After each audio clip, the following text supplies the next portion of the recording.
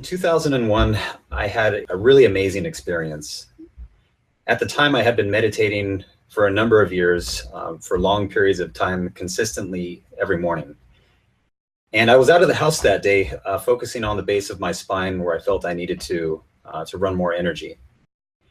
And that day, I had an experience that lasted about 20 or 30 minutes.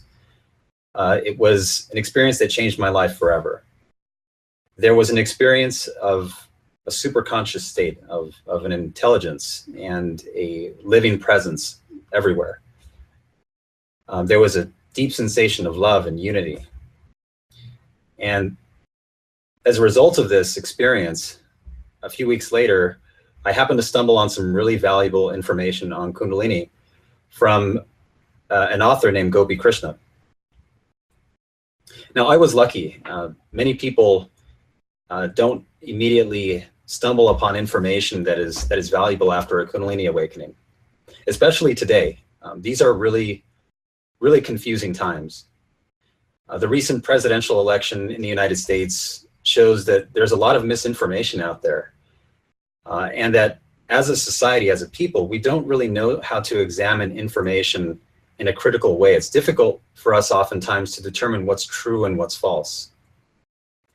Now, there are many reasons for this. Media and our establishments, I would say, are largely the cause of this. Science is also part of our establishment, but science has created many good things. Revolutions in the way that we understand life, health, medicine, sanitation, the universe outside of us. But over the past 200 or 300 years, science has largely ignored one of the most important experiences of human life, and that is the experience of spiritual awakening or religious experience. And in doing so, have inadvertently created all of the strife around us.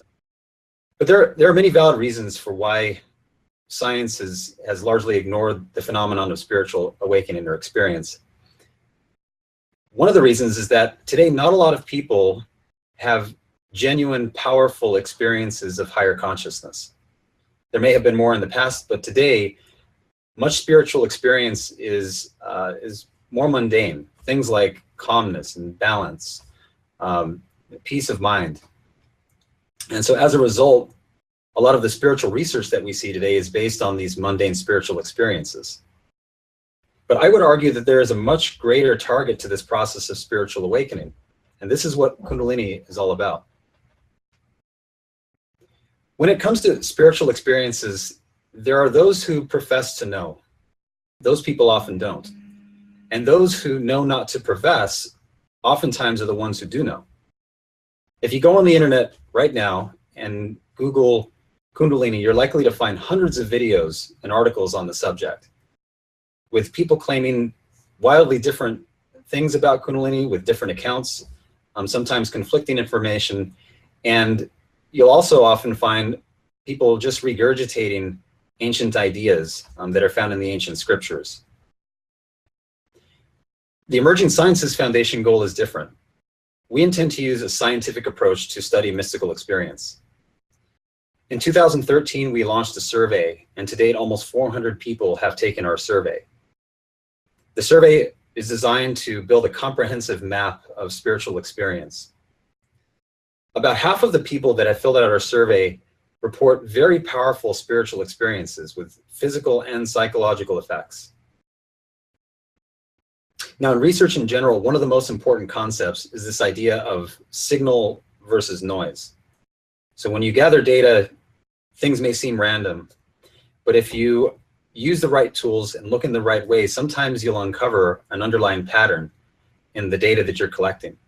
And that's exactly what we did to the responses from the people who have taken the survey. And when we did so, we discovered something amazing. We discovered that there was a single type of experience called higher consciousness.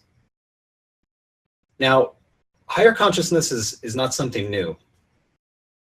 In Richard Buck's book, Cosmic Consciousness, he began to describe what this experience of higher consciousness was like, the same type of experience that we found in those that were taking our survey. In fact, higher consciousness is one of the most well-established historical facts in all of history. This is something that has been going on for at least 5,000 years. And these experiences continue right up to this very day. In fact, some of the greatest thinkers in history exhibit symptoms of higher consciousness. People like Newton, Pascal, Hildegard of Bingen, Teresa de Avila, great thinkers like Socrates, and mathematicians like Ramanujan. The fact is that higher consciousness goes hand in hand with genius and talent. So what is higher consciousness? Well, as Mike Bradford mentioned earlier, higher consciousness is most characterized by the direct experience of consciousness itself. Now, how can we actually describe this? How can someone communicate what this experience is like to another person?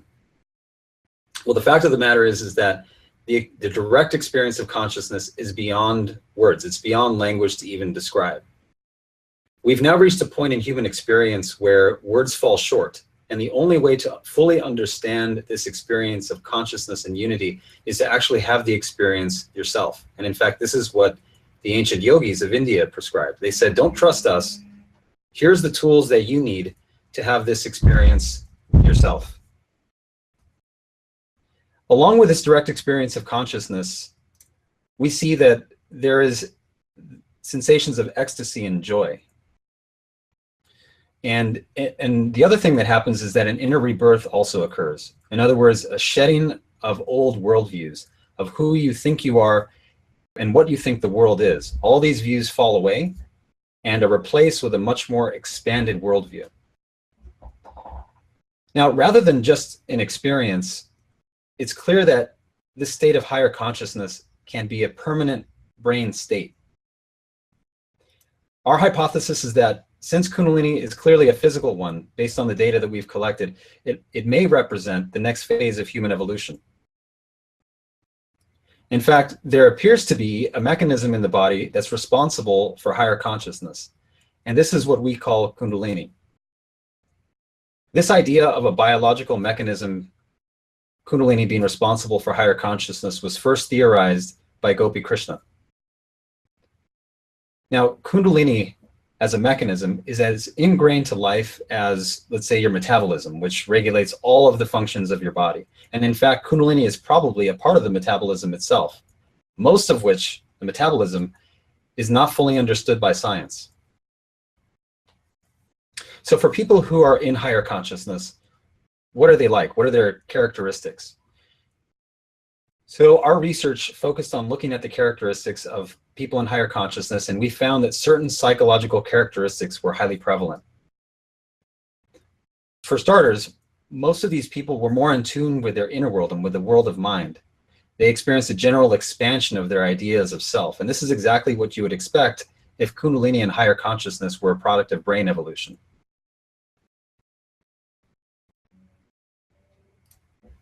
The other thing that we found is that higher consciousness is most associated from a psychological growth perspective with something that we call altruism. Now, altruism can be characterized by a deep abiding love for humanity and family, things like deep compassion, increased altruistic motivations and actions, decreased materialism and greed, an interest in helping others and compassion for the suffering, an increase in sensitivity to others' feelings, increase in morals, and an increase in discipline. All of these things are part of this altruism experience.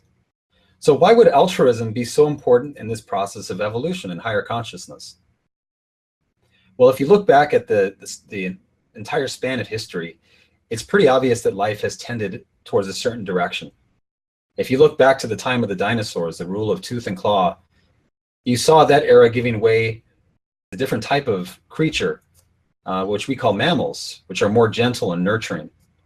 And mammals have since given rise to a different type of animal, an animal that is capable of deep compassion for all life and the earth, human beings.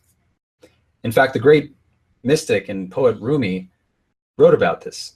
He said, "I died as a mineral and became a plant. I died as a plant and rose to animal. I died as an animal and I was man.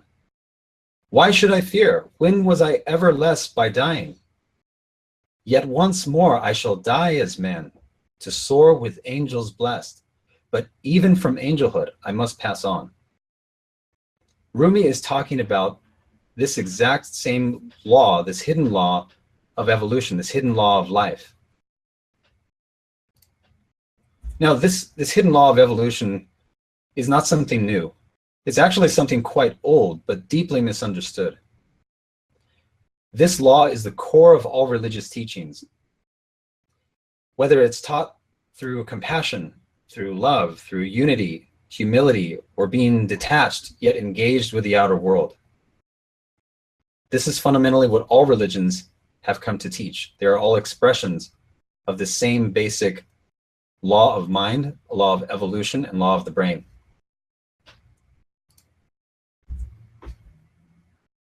This is what we call, in our research, the law of Kundalini. And this law has inscribed on it our destiny. Our destiny is one of spiritual evolution. Our destiny is one of biological evolution of the brain. Our destiny is one of human evolution and the evolution of our heart, of our compassion, of our creativity, of our kindness. The systems of man have become lost because they do not understand this very simple fact of life. Many ancient cultures, the Mesoamericans, Egyptians, and Indians, they all had an intuitive knowledge of this law and lived by it. But while Western culture has provided us many amenities, it has also stripped us of this knowledge. But it is now time for all of us, whatever our background, wherever we live on this planet, to reclaim this knowledge. We can start by studying Kundalini, by learning about it. I would recommend looking at people like Gopi Krishna, who are worth listening to and reading. Participate in our research. Become a part of our research experiment. Help us gather the data that we need to uncover the secrets of Kundalini. Whether you've had a Kundalini experience or not, it doesn't matter. What we're trying to do is cover the entire gamut of experience, both those who have had an awakening and those who have not. Also, find a community that supports an expanded worldview. Whether it be in your social circles or the people that you deal with online, don't settle for less.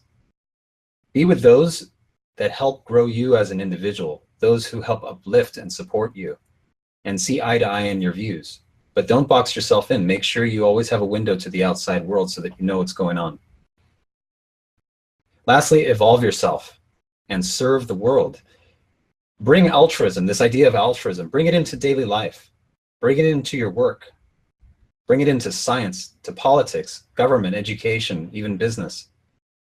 Bring altruism into every system of humankind. Because as I mentioned earlier, when you bring altruism, fundamentally, you're really bringing evolution. You bring in Kundalini. And you're bringing something that could be the last source of salvation for the human race, this understanding of this hidden biological law governing the brain. Thank you, everyone.